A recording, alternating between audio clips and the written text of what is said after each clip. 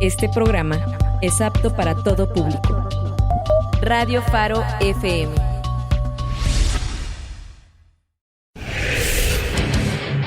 Cultura metalera. Un espacio de divulgación, estudio y disfrute del metal. Iniciamos.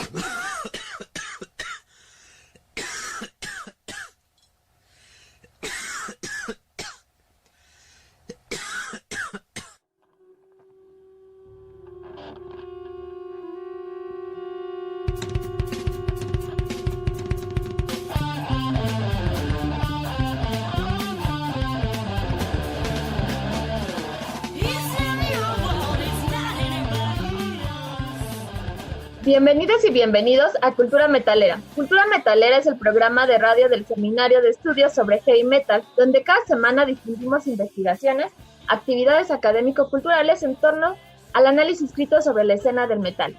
Porque el heavy metal no solo es música, es una cultura. Mi nombre es Adriana Hernández, antropóloga social, y en conjunto con el maestro en artes Omar González, los saludamos. ¿Cómo estás, Omar?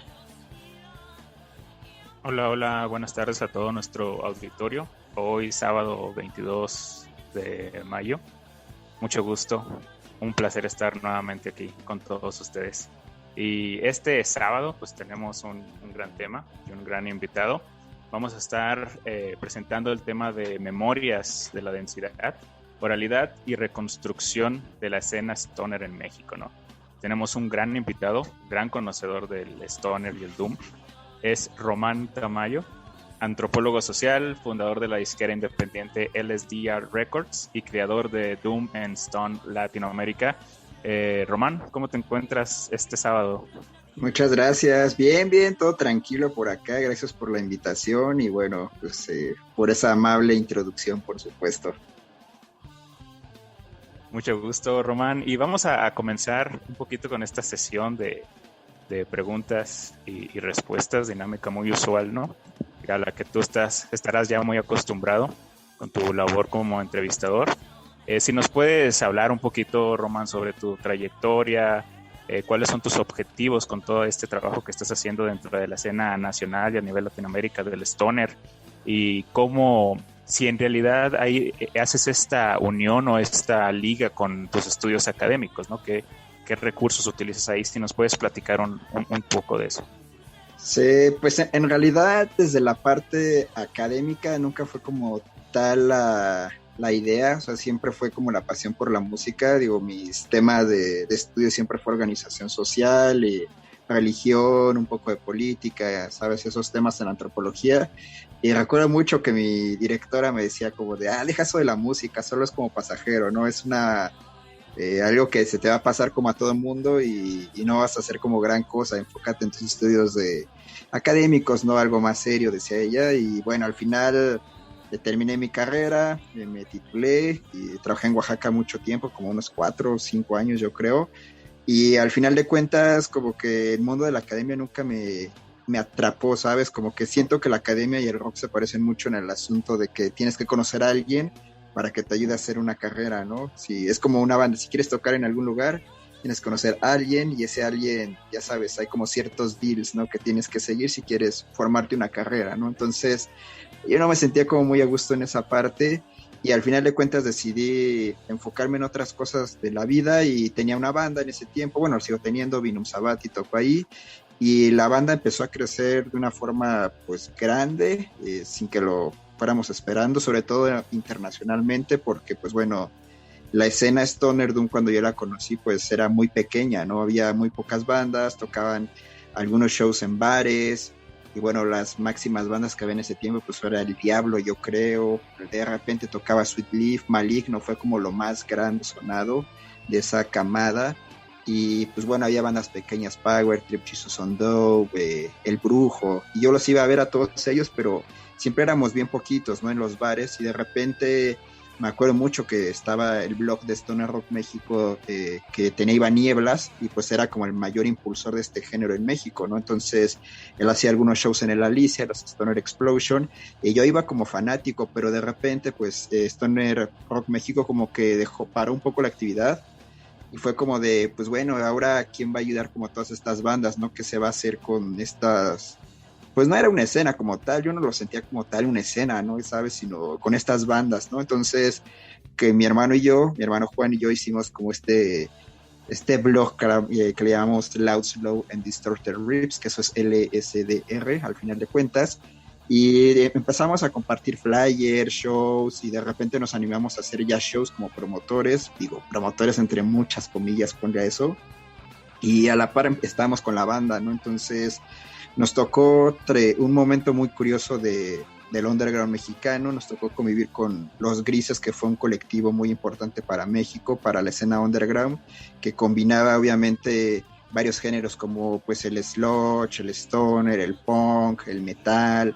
Entonces fue un movimiento underground muy grande que culminó en varios festivales underground, que pues bueno, ya iban 300, 400 personas para pues esos shows underground, pues era algo muy grande, ¿no? Ya sabes, es como no hay ningún sponsor atrás, no hay grandes nombres, y bueno, pues de ese colectivo pues salieron bandas grandes, ¿no? Como Los Viejos, incluso Longshot, por ahí estuvo ahí un rato con nosotros, bueno, con los chicos, y pues eso nos dio como pie a aprender muchas cosas, ¿no? Entonces la banda iba creciendo con ese colectivo, y también la disquera. Entonces en algún momento surgió la oportunidad de trabajar en Estados Unidos con Doom and Stone, que pues es el blog de Billy Sherman, Billy Goat, y me dijo, ¿por qué no lo haces en español, no? Y al principio era como de, bueno, México está pequeño, ¿por qué no hacemos Latinoamérica? Y ahí fue cuando se hizo el clic con la carrera sin querer, ¿no? Porque me di la tarea como de hacer un catálogo como tal de bandas, ¿no? Para conocer cada escena latinoamericana tienes que tener ciertas herramientas, ¿no? No solamente es como de escuchar todas las bandas, sino tratar de hacer como un catálogo, una especie de catálogo. Y pues bueno, ahí fue cuando empecé a emplear ya herramientas antropológicas, ¿no? Como ya hice una especie de etnografía virtual. Obviamente yo preguntaba como la historia, entre comillas, de esas escenas, e iba conociendo a los actores principales, ¿no? Pues en Argentina los Natas, por ejemplo, ¿no? Hacía como, oye, Sergio, te quiero entrevistar, y Sergio me decía, no, es que en los 90s en Argentina era así, cuando viajamos a Estados Unidos, e hicimos todo esto, ¿no? Entonces, el contexto histórico, obviamente ahí lo tienes, haces como esa especie de etnografía, vas armando rompecabezas, y ese rompecabezas te permite recrear una especie de interpretación de las escenas en Latinoamérica.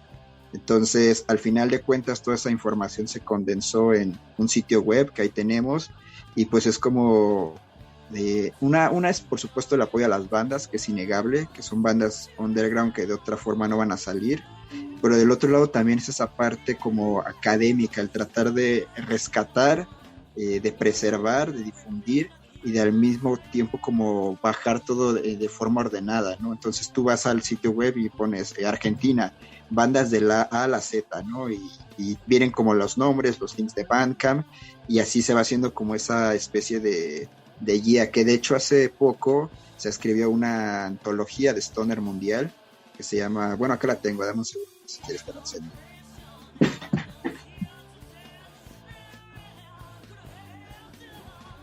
Román nos está, como estas entrevistas las hacemos vía Zoom, Román nos anda enseñando su antología. Cuéntanos.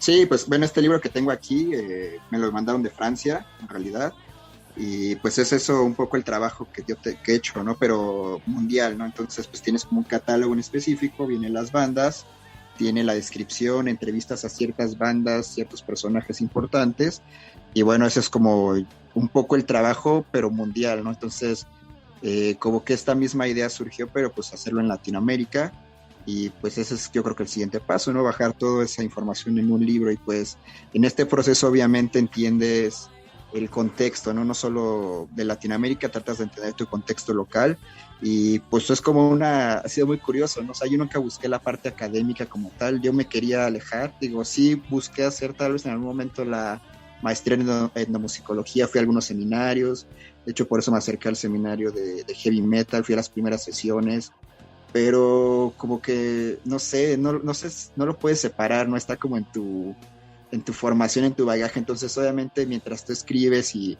pues haces de cierta forma, porque no es ni periodismo, solamente te diviertes haciendo como esta parte de, voy a entrevistar a tal persona, voy a hacer esto, está la parte antropológica ahí atrás, está la parte de que no se te olvida, ¿no? Entonces al final de cuentas no se puede separar la formación de la pasión, ¿no? Y pues esa parte de, ya hablando en términos de históricos, pues nos ayudó bastante el conocer esas historias de Latinoamérica para también entender México, para entender cómo este género se desarrolló, también ubicar a ciertos personajes importantes en la escena que han sido olvidados y perdidos en el tiempo, porque pues bueno, México, tú tienes el contexto, sí es una escena muy apegada al punk, al metal, pero al metal me refiero como a otros géneros, al thrash, al death, pues a esa cultura, bueno, es cultura, a ese grupo de metaleros como tal, pero el stoner está en un punto donde no es de ningún lado. No es, a veces creo que está a veces más pegado al punk, como que hay muchas bandas de punk que les gusta, pero no es de esa escena. Vas al metal y son como raros. Nunca vas a ver en los shows, por ejemplo, un Strike Master con Fumata, porque no pasa, y no es porque se odien, simplemente hay una separación ahí rara. Entonces este género queda volando y muchos personajes se quedaron ahí perdidos en el tiempo, ¿no? Por ejemplo, todos conocen a Miguel Cortés, ¿no? El Thrasher, porque es Atóxico, porque Cacofonía, los fanzines, pero poca gente sabe que él contra Fernando Benítez son los padres de este género en México, ¿no? Y que tocaron la primera banda y son como ciertas cosas perdidas ahí que no se saben, y toda esta amalgama de entrevistas y de todo nos hizo recrear esta parte de la historia de México. Y pues es eso, es una interpretación, no puedes realmente decir esta es la historia y yo tengo la verdad, porque pues, no se puede, es como muy tonto querer hacer eso, pero sí puedes ofrecer a la gente tal vez un contexto general de cómo se ha desarrollado este género en México y quiénes han sido como los actores claves, ¿no? Entonces, así es como se fusiona de cierta forma mi formación como antropólogo con mi pasión por la música, y aquí estoy, digo, sin querer queriendo. Muchas gracias, Román, por compartirnos todo eso. Y justo como dices, ¿no? Sí, es muy, aunque quieras separar luego la parte académica de lo que te apasiona, van muy de la mano. Y justo lo que comentabas desde la antropología, que siempre a uno le gusta estar indagando datos, tal vez ni siquiera como una parte periodística. Bueno, ya antes unos programas atrás ha estado con nosotros Luis Monarres, quien siempre nos escucha de Ciudad Juárez, que es un doctor en ciencias sociales, pero también sé que la antropología pues nos gusta andar de chismosos, ¿no? Creo que tiene esa razón. Y en este sentido, casi siempre terminamos indagando sobre ya sean elementos sociales, históricos, culturales, económicos y políticos que influyen para generarse ciertas comunidades o prácticas culturales. En este sentido, tú has podido indagar cómo todos estos elementos hacen para que se genere valga la redundancia, para que tengamos géneros musicales, o en este sentido, en específico con el stoner. ¿Has podido indagar estos elementos? Sí, es que en realidad el caso de México es curioso porque no es, en el caso específico de estos géneros como el stoner, el doom, el sludge, la psicodelia, obviamente no están conectados realmente como con algo local, viene de afuera, y pues obviamente las primeras, tú hablas por ejemplo con Fernando Benítez, con el Thrasher, y te dicen pues conocíamos esta música por el intercambio de cintas, ¿no? Ya sabes, como todo el mundo descubría esto, los fanzines.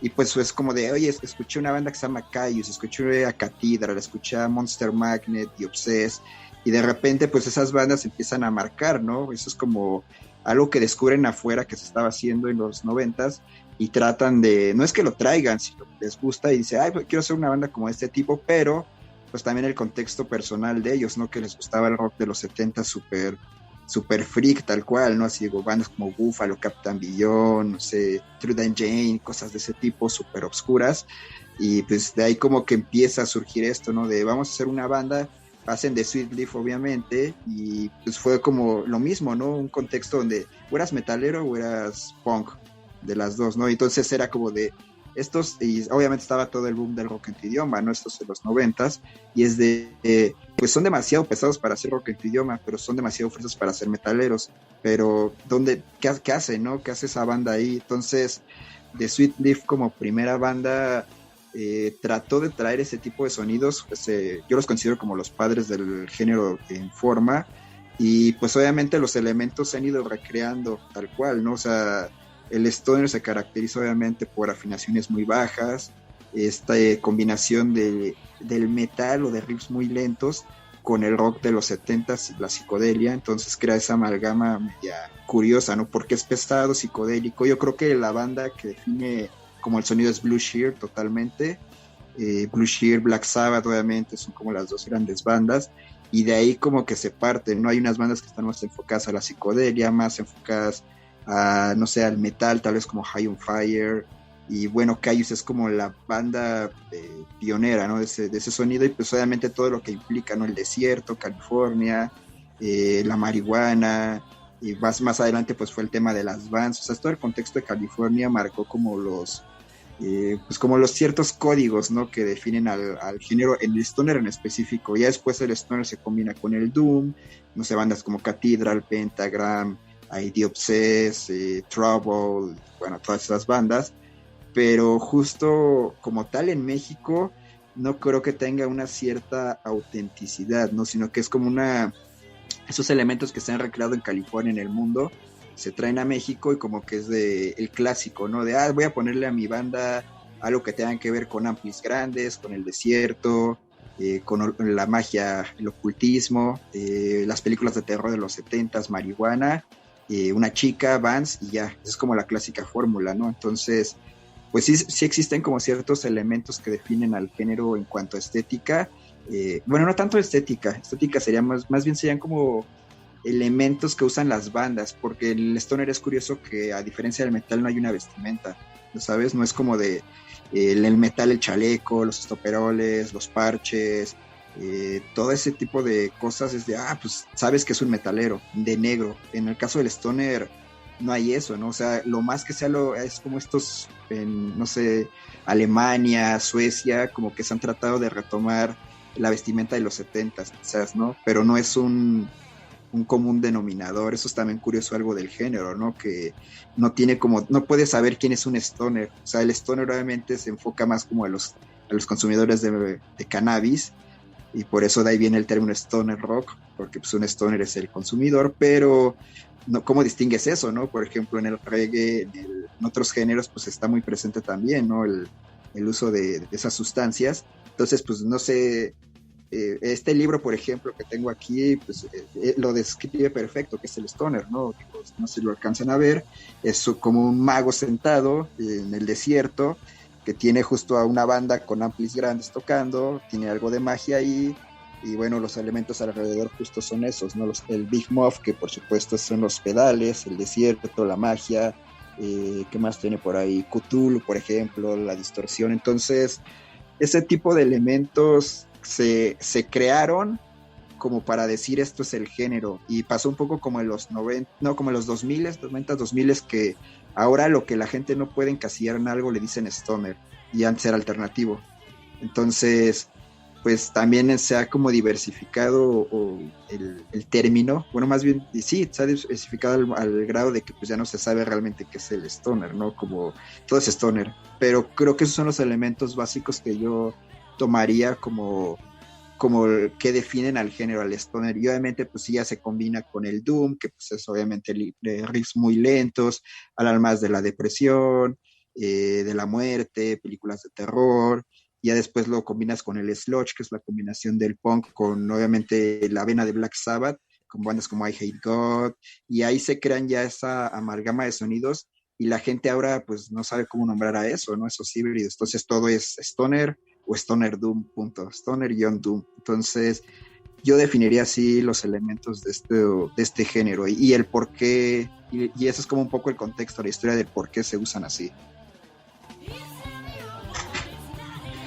Muy bien, súper interesante. Y de hecho, sí, vemos esta gama de bandas, no nada más en Latinoamérica, ¿no? Sino también a nivel internacional, que son catalogadas como sludge, y de repente haces una comparación y no suenan, ¿no? Todas iguales, ¿no? O sea, hay una diferencia entre nombrar una banda como Mastodon Ujú. para una banda como I Hate God, ¿no? Y los dos están etiquetados bajo el término de sludge, ¿no? Y suenan muy diferente. Entonces, para continuar con la conversación, Román, vamos a comenzar con la primera canción que nos recomiendas, que es Ujú. Chaos Asteroid. ¿Y nos puedes Sí. platicar un poco de por qué elegiste esta canción? Caius, como les mencioné, se consideran los padres de este género, del stoner rock, porque justo combinaron todos los elementos, el desierto, el uso de las afinaciones bajas, la combinación con el rock psicodélico de los 70s, pero también esa parte del punk californiano y el metal. Entonces, pues como una banda pionera, pues creo que es importante que los escuchen para que entiendan el sonido y de ahí cómo se va deconstruyendo y construyendo a lo largo del globo. Bien, entonces pues vamos a escuchar a Chaos con Asteroid y regresamos.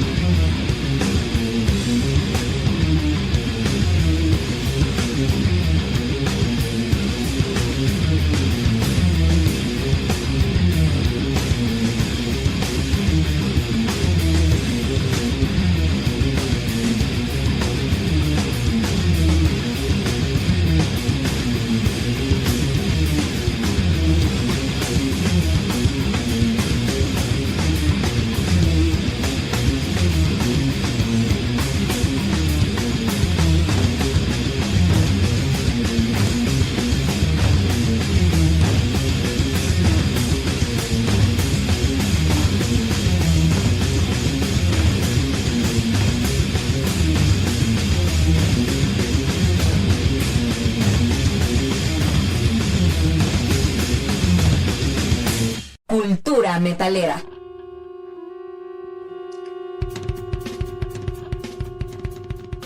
Continuamos en Cultura Metalera, seguimos platicando aquí con Román Tamayo, que nos está dando un excelente comentarios, conversación y amplitud sobre lo que es el stoner. Román, en este sentido, ¿cuál es la importancia de recuperar la memoria de estas escenas? Ya nos habías contado previamente todo el trabajo que haces, que casi más por pasión, pero que se terminan ocupando elementos, en este caso lo voy a dejar como ciencias sociales, en caso de técnicas de recolección de datos, etnografía, entrevistas, demás, todo el bagaje que ya tienes. Recuérdanos esta importancia de hacer este estudio de la escena.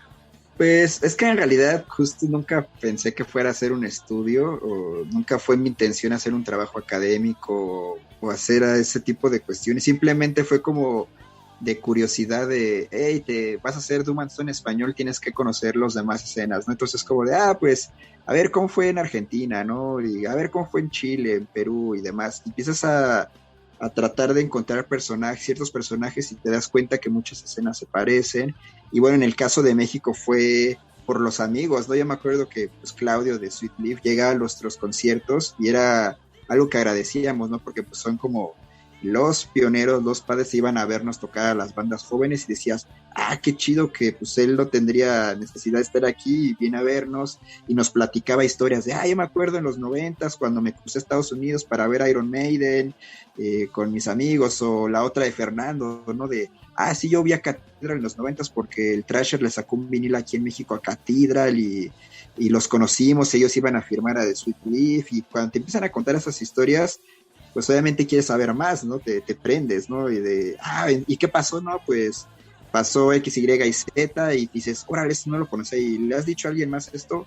No, nada, ¿qué te parece? Hacemos una entrevista, ¿no? Y porque pues tú quieres como que esas historias que te apasionan, las escuchen los demás, ¿no? Pero realmente nunca fue como tan intencional eso del rescate de la memoria, hasta hace poco, en realidad, cuando empecé a entrar al seminario y veía la importancia de tener todo esto bajado de cierta forma, es como de, claro, ¿por qué nadie habla de esto? ¿Por qué esas entrevistas, esos personajes están ahí, vivieron algo bien chido, pero por qué los demás no saben, ¿no? Entonces, como que ya de ahí surgió un poco más el proceso de rescatar la memoria colectiva, ¿no? Por ejemplo, pues Jorge Beltrán de Humus es un personaje muy importante, que fue de los primeros que trabajó con Paul Chain, ¿no? Y dices, todo el mundo es como de, Paul Chain, y nadie sabía, ¿no? Que él había hecho discos con él, y es como ese tipo de cosas que dices, no puedo creer que unas vivencias o cosas muy importantes que uno considera importante no se sepan y no se le den el valor, ¿no? Entonces creo que en ese sentido el rescatar la tradición oral implica obviamente ¿cómo se podría decir? El reconocimiento, no, creo que está mal dicho, pero bueno, el que la gente valore el trabajo que estaba ahí, ¿no?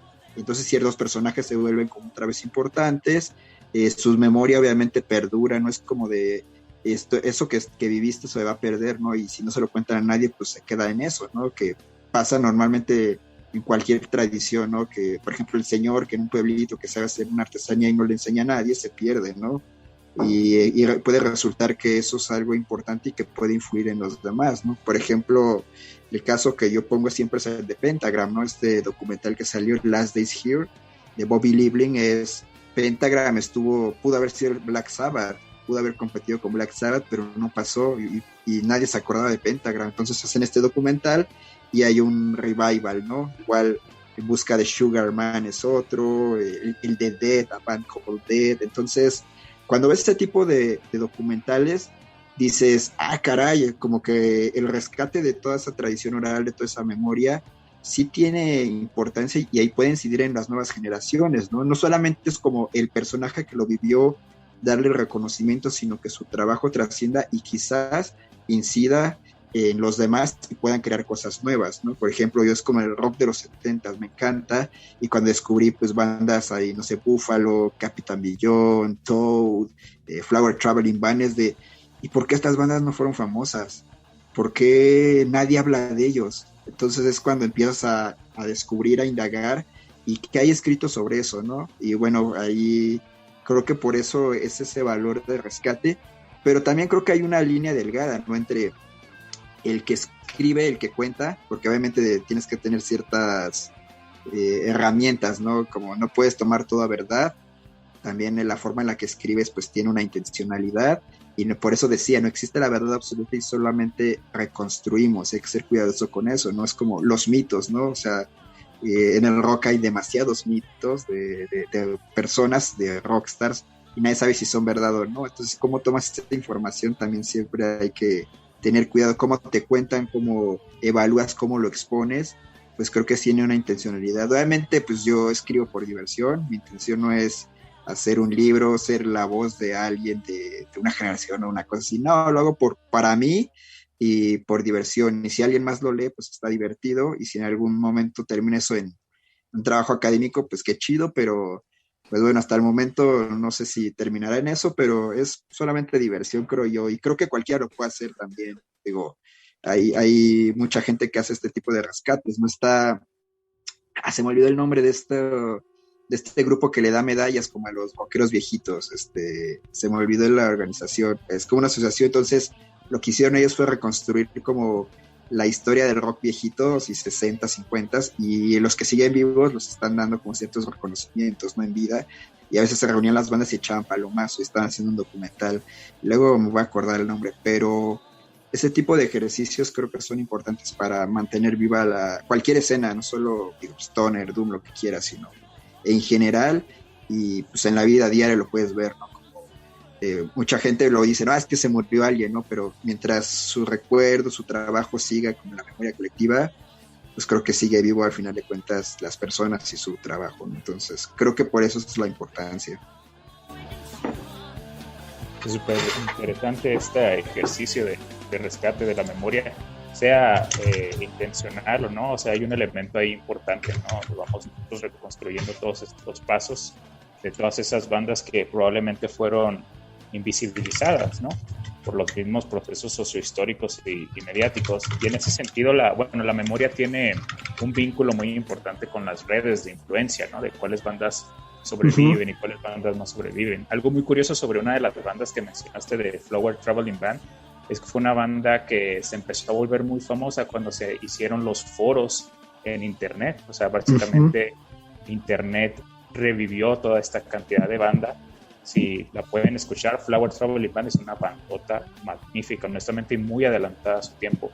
Y regresando a la cuestión de las preguntas, Román, ahora nos gustaría preguntarte también sobre este vínculo entre las redes de influencia, específicamente tomando en cuenta que el stoner, como nos cuenta, toma muchas características de la escena norteamericana, ¿no? Hablábamos en el corte de que hay muchas bandas que empezaron, bueno, en este caso la banda británica Black Sabbath, que empezaron tocando covers de Black Sabbath. ¿Tú qué elementos encuentras de la escena mexicana que difiere a la escena norteamericana? Eso es una pregunta ahí media tricky, porque, bueno, obviamente el stoner, si bien sí se gestó en California, del otro lado del charco, también en Inglaterra había una escena fuerte, ¿no? Estaba Cathedral, Orange Goblin, Acrimony, muchas bandas, ¿no? Entonces Rise Above, el sello de Lee Dorian, también jugó un papel importante, pero en términos mediáticos se considera Kyuss como la banda, pero de Inglaterra también tenía su escena. Entonces fueron como dos momentos. En California tienes a Kyuss, Fu Manchu, Nebula, no sé, todas estas bandas, Monster Magnet, y por el otro lado pues Orange Goblin, Cathedral y demás bandas. Entonces creo que ambas escenas combinaron elementos y bueno, crearon como esta amalgama de elementos que ya les mencioné, ¿no? Que es el desierto, que pues son las películas viejitas de terror, el culto a los discos de los 70s, amplificadores, marihuana y demás cosas. Entonces creo que todo ese tipo de elementos cuando se traen aquí a México, a Latinoamérica, se tratan de recrear de cierta forma, ¿no? Es como el black metal, ¿no? O sea, aquí no vas a quemar iglesias en México, pero existe como ya sabes, el black metal, quema iglesias y hay que pintarnos y la nieve, aquí no cae nieve, maldita sea. Entonces a ciertos elementos sí se recrean, por ejemplo, tocan en el desierto. En Real de 14 hay un festival que se llama el Cargas Fest, y en realidad el spot está increíble porque es como un Pompey pequeño, obviamente la marihuana, las películas de terror, todo eso sigue vigente. Quizás lo único es que se tropicaliza, ¿no? Por ejemplo, Satánico Pandemonium usa películas de terror mexicanas, entonces ahí es como de, Alucarda, no sé, El esqueleto de la señora Morales, cosas de ese tipo. La parte del desierto, como pues México tiene como esas características, se puede explotar mucho más, ¿no? Entonces realmente como elementos muy mexicanos no hay, pero en Latinoamérica, curiosamente Chile, Argentina en específico, sí tiene una escena muy fuerte desde los 90, no fue como en México que se perdió, que de Sweet Leaf eran raros, allá los natas se volvieron la leyenda, salieron de Estados Unidos, firmaron con Manstream Records, sacaron un split con Dozer, y todo el mundo los conocía literal, era la banda que todo el mundo conoce de Latinoamérica y hasta el momento, fueron como los padres en Latinoamérica del género, y ellos siempre desde el día uno cantaron en español y eso le dejaron a toda esa generación. Más bien en Argentina, en Chile, el que canta en inglés se ve mal. Todo es en español.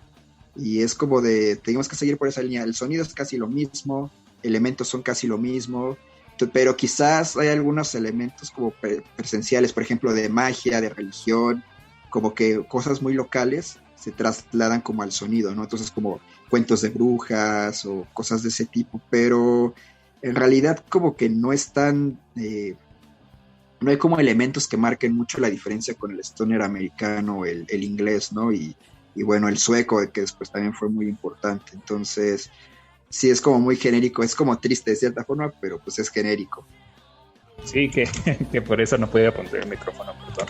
Sí, que por eso precisamente, eso no quiere decir que las bandas de México no sean mexicanas, no vayan a ser, no se vaya a malinterpretar esta situación de los elementos, las escenas de stoner, las bandas que tocan en México son bandas mexicanas, y muchas, más allá de las influencias que tengan a nivel internacional, salen de nuestros contextos, ¿no? Y las influencias que tienen es por los contextos que llegan aquí a México, ¿no?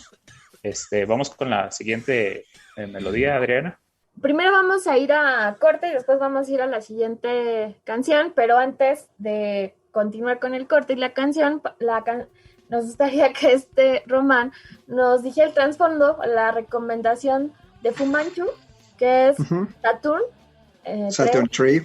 O Saturn sí. Tree, exacto. Sí, Fu Manchu fue una banda, es de las pocas bandas que continuaron activa, de hecho ya vinieron a México después de muchos años por fin, pero Fu Manchu lo que hizo fue canalizar como la parte del skate californiano en el sonido. Y aparte, bueno, está Tony Alva en la portada del The Action Is Go, que es muy importante. Ellos abrieron ese camino para justamente en California crear como esta amalgama entre el punk rock, que era californiano, el metal, también el skate, y crearon pues unos elementos muy, pues sí, muy significativos. Entre ellos, por ejemplo, también en las bands, ya pasó solamente de ser el desierto a tener más elementos, las bands, el skate y un sonido muy peculiar. Entonces ese sonido de Fu Manchu es único, es como AC/DC. Entonces creo que el Fu Manchu es una de esas bandas muy importantes, cumplieron 30 años de carrera y bueno, disfruten este viaje, que está larga la canción, así que más bien creo que va a ser una parte y si pueden después escuchen la completa para que viajen chido. Nos vamos a corte y regresamos con Fu Manchu, Saturn Tree. Cultura metalera. Radio Faro es un medio de comunicación comunitario. Puedes hacer uso de los micrófonos para mandar un mensaje. Contáctanos al 5522 98 38 71. 5522 98 38 71.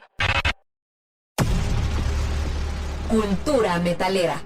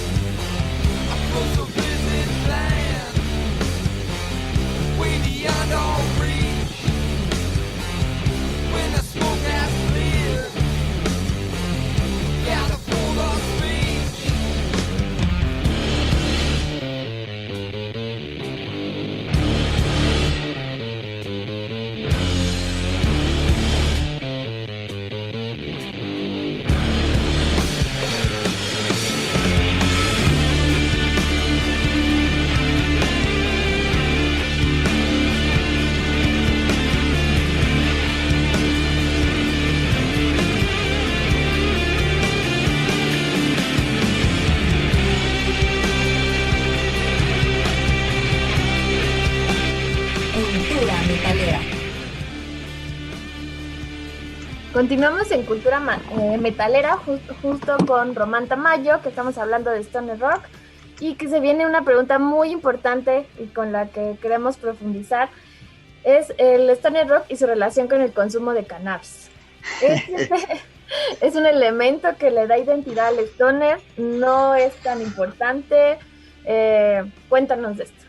Es una polémica, pero estoy seguro que al menos el 80% de los que escuchan Stoner Rock consumen cannabis, y tiene que ver, obviamente el término, ¿no? Stoner, desde ahí como les dije, pues implica el consumidor de cannabis, y pues es un elemento que se ha hecho como parte de, pero no implica que todas las bandas que tocan este tipo de sonidos consuman alguna sustancia, no es necesario, ¿no? Pero se entiende porque, como les dije, es un contexto en el que se sigue como la tradición del rock de los 70s, Jimi Hendrix, ya sabes, toda la psicodelia pesada, Blue Shear, y pues son esa idea, ¿no? Del Estados Unidos salvaje, ¿no? Libre, ¿no? ¿Sabes? Hippie, tal cual. Entonces es como continuar esa parte, pero pues ahora con nuevos sonidos, nuevas bandas. Y entonces como esa combinación de tratar de traer lo vintage, lo retro, implica también traer como ciertas pues tradiciones, ¿no? Entre ellas el consumo de marihuana. Digo, puede haber sido el LSD, pero pues bueno, la marihuana creo que es algo como más común al final de cuentas, que ahora por supuesto ya es legal en California, en muchas partes, y creo que ese elemento ha definido mucho al género. Sí es parte de su identidad, hablando como de si el género fuera una persona, sí es parte de su identidad. Y creo que es una de las más importantes eso, pero obviamente no todos lo hacen, pero pues es esta referencia, ¿no? Black Sabbath, pues, de Sweet Leaf obviamente, clásico, y creo que el culto como tal a estos elementos es lo que recrean, lo que van creando el mito al final de cuentas, ¿no? El mito podría ser nuestro Stoner Rock, y nuestros mitemas podrían ir siendo todos los elementos, ¿no? La marihuana sería uno de los principales, el otro serían los amplificadores, también el culto a los son, el culto a ciertos amplificadores, ciertos pedales es muy importante, también pues el desierto, porque Kyuss provenía del desierto, entonces todo se quiere emular al desierto tal cual, y bueno, de ahí el vinil también es una parte muy importante de esta escena, las artes gráficas es muy importante para esta escena, la parte visual, entonces es una escena muy colorida, donde siempre pues está la parte del espacio, el desierto, cactus, los magos, las películas de terror de los 70s, entonces las cabras, obviamente la parte, es como una especie de hippies satánicos, diría yo, así se definiría, hippies marihuanos satánicos, sería algo así la definición. Entonces sí es importante, pero digo, es tan importante al grado de que pues tienes bandas que es un culto, ¿no? Digo, Weed Eater es una de esas bandas, Beelzebub, Bongzilla, y pues bueno, Electric Wizard, tú ves el Doctor y pues es el diablo con un bong, ¿no? Entonces todo el mito pues sí gira en parte a eso, pero si tú le preguntas a algunas bandas, algunas te van a decir, no, yo no consumo, y de hecho no me gusta el término stoner, porque pues yo no soy consumidor, y entonces más bien es como rock duro, rock pesado, ¿no? Eso es lo que lo definen. Le preguntas a gente como Bram Bjork, que es uno de los pioneros, y dice, sí, toda mi vida he fumado marihuana, y me gusta que soy un stoner, ¿no? Entonces, se podría decir que en un 70-80% sí define la identidad del género, pero no implica que todos sean consumidores, aunque, como digo, la gran mayoría sí lo hace. Y aparte, bueno, como bien decía, la parte de la gráfica, ¿no? No sé si tenga que ver, obviamente tú eres el conocedor, pero las portadas, ¿no? Las portadas sí tienen de los discos, sí tienen mucho que traer también toda la herencia de la psicodelia. Sí, o sea, es toda... por eso me encanta ese género, porque es la combinación de lo pesado, de riffs pesados, densos, lentos, pero por el otro lado esa tradición de los 70s, ese rock psicodélico, hippioso, onda California, crowd rock alemán de los 70s también, no, Ican, Guru Guru. Entonces, ese tipo de elementos en cada una de las escenas alrededor del mundo embonan al final de cuentas. Por ejemplo, tú vas a Alemania y tienen esa escena fuerte de los 70 psicodélica, ¿no? Crowd rock, Noi, Guru Guru. Vas a México y aquí pues tienes obviamente finales de los 70 Duk Duks, Three Souls in My Man. Entonces como que muchos de esos elementos o ese rescate de los 70 en cada una de las escenas del mundo sí los tocó porque existió. Entonces como de esa escuela vieja traerla a actual. Y bueno, esto en el caso de México, para mí el punto cumbre de esto fue el momento en el que le pedimos a Ciruela que se reuniera a tocar un show para nosotros después de más de 20 años y aceptaron. Fue en el Alicia y juntamos a ellos, más de Sweet Leaf, los padres del Stoner, con bandas nuevas. Entonces fue como un asunto generacional ahí y parecía como si el show fuera, como si no hubiera diferencia entre las bandas, ¿sabes? Como que todo embonaba tan claro. Entonces, para mí creo que tiene cierto sentido esa tradición de los 60, 70 actualmente. Muchas veces yo diré como de los 70 eran lo mejor, pero realmente creo que este momento es de oro para la gente que le gusta este tipo de rock, de los 70 hippie, satánico y todo eso, porque es el momento de oro. Entonces es el momento de escuchar muchas bandas. Muchos se podrán quejar del sonido que es genérico, y sí, no lo niego, pero hay bandas increíbles como Airless, como Electric Moon, Electric Wizard, y quizás ese tipo de sonidos son los que van a marcar y van a dictar. Nunca van a estar en los mainstream, nunca los vas a ver en los grandes festivales, pero al final de cuentas eso de que el rock está muerto es mentira. Y bueno, creo que el Stoner es una conexión fuerte con ese rock de los 70s y con toda la ideología y cosas que tiene, como la marihuana, las artes gráficas, el ser hippie, las motocicletas y demás cosas, ¿no? Sí, totalmente, ¿no? Y de hecho la escena aquí, por lo menos en México, sigue más que viva. Hay centenas de bandas que podemos enunciar y que están activas. No sé, no me voy a poner a pronunciar bandas ahorita, ¿no? Pero sí hay muchísimas bandas que están tocando. Ya sí. Algunas de ellas durante el transcurso del programa. Vámonos a la siguiente canción, Román, que nos traes preparada. Sí, justo. Un poquito sobre Dozer y su Big Sky Theory. Para mí, Dozer, o sea, escogí estas 3 canciones porque son como los pioneros en diferentes sonidos. O sea, Dozer para mí lo que implicó es que el Stoner en Suecia se revolucionó. En Suecia no hay desierto.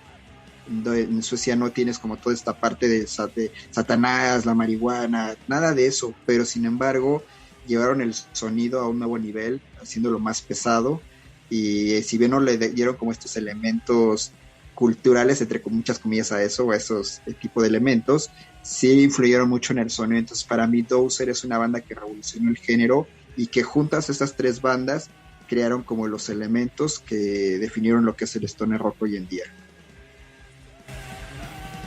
Perfecto, entonces vamos a escuchar a Dozer con Big Sky Theory y regresamos.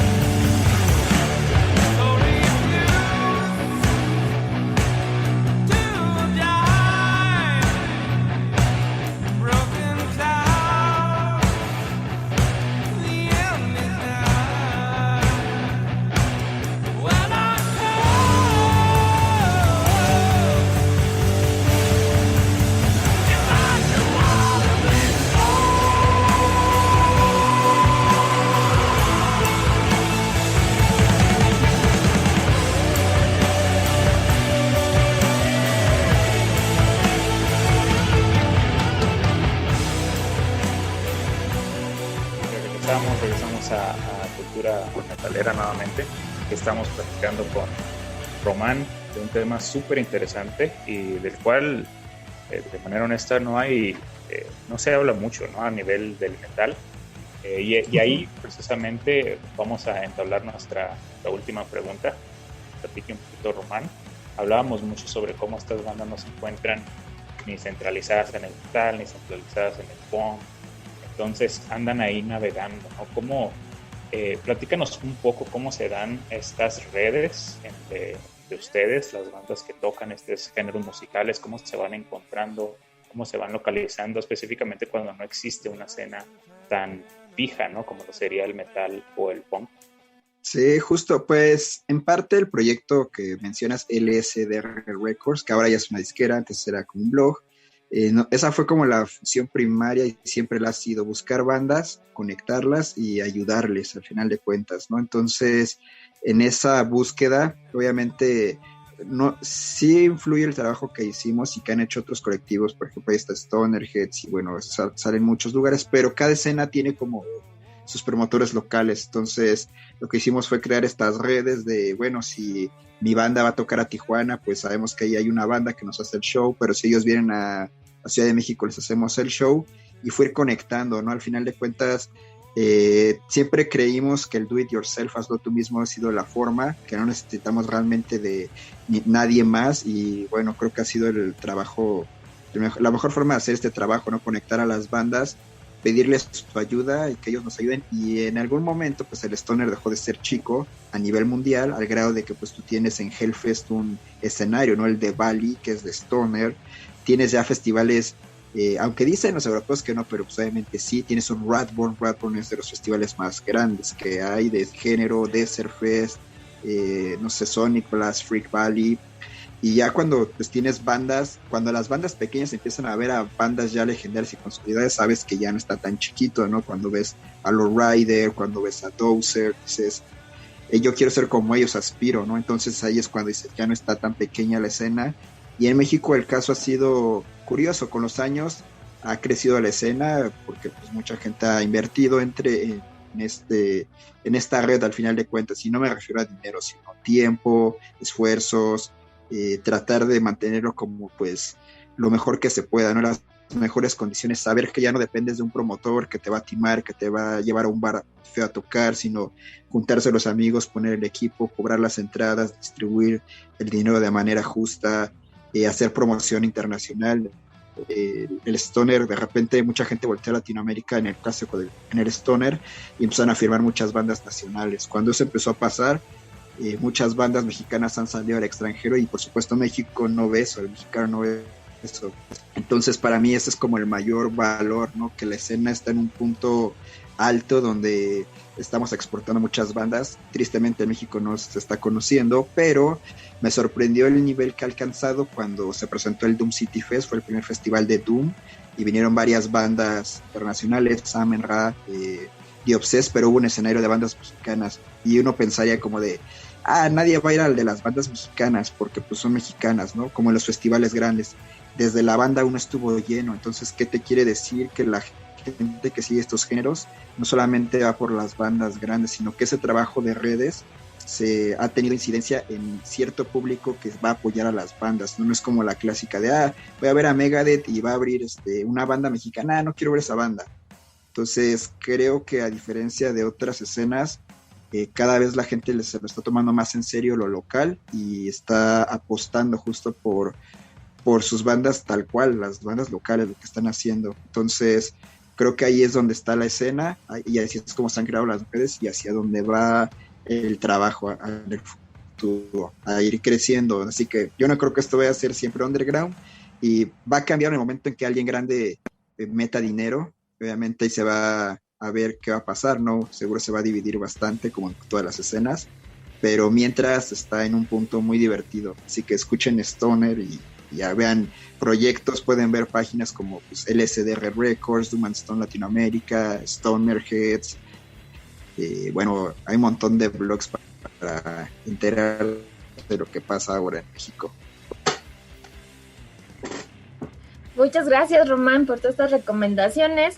Les recuerdo, Román nos acaba de dar su página de Domstone Latinoamérica, donde en verdad échenle un ojo, hay un gran blog, un gran catálogo de bandas de toda Latinoamérica. Si hay bandas que no conocen, ahí las pueden conocer, darse un gran clavado. Pues hemos estado llegando a la parte final de Cultura Metalera. Muchas gracias, Román, por haber aceptado la invitación. Sabemos que este tema es tu tema y sé que muchas veces andan entrevistas, tratamos de hacerlo un poco diferente. Quienes quieren investigar más sobre el Stone México, también en esa misma página se pueden dar una idea de toda esta un poco historiografía, sino que me corrijo, Mac, que está manejando dentro de la página para darse cuenta de cómo se va desarrollando la escena en México. Omar, muchas gracias. Muchas gracias Adriana, muchas gracias a Alfredo por producir, muchas gracias Felipe por los controles y mil gracias Román por impartir todo tu conocimiento, todo lo que estás haciendo de manera autogestiva en la escena. Yo como fanático del sludge y el stoner te lo agradezco personalmente. ¿Algo más que nos quieras platicar ya para despedirnos, Román? No, pues muchas gracias por el interés. Sigo diciendo, yo soy una persona X en la vida, no sé, digo, a veces la gente, eso es curioso esa parte, ¿no? Como haces las cosas por pasión y de repente en algún momento la gente piensa, venti ciertas cosas, ¿no? Como el rescate o el ser antropólogo, el hacer como ese tipo de trabajos, y se agradece, aunque créanme que no es mi intención ni ser famoso ni nada, más bien mi consejo es hagan lo que quieran, disfruten la música, no se pongan tabús, no existe el mejor o peor, y siempre traten de apoyar a su escena local, no regateen una entrada, compren mercancía y por supuesto pues disfrútenlo tal cual. Creo que no hay mayor trabajo, digo, ser músico es caro, todo el mundo lo sabe, nadie te regala una guitarra, entonces pues creo que como fanáticos debemos de respaldar sea cual sea el proyecto y sea cual sea el género, ¿no? Y más allá de las etiquetas es disfrutarlo. Y nada, creo que si nos ayudamos los unos a los otros es como vamos a poder construir cosas especiales. Gracias, Román. Pues esto fue Cultura Metalera. Gracias, Felipe, y un gran saludo a Alfredo Nieves. Esto fue Cultura Metalera. Un programa donde el heavy metal no solo es música, es cultura.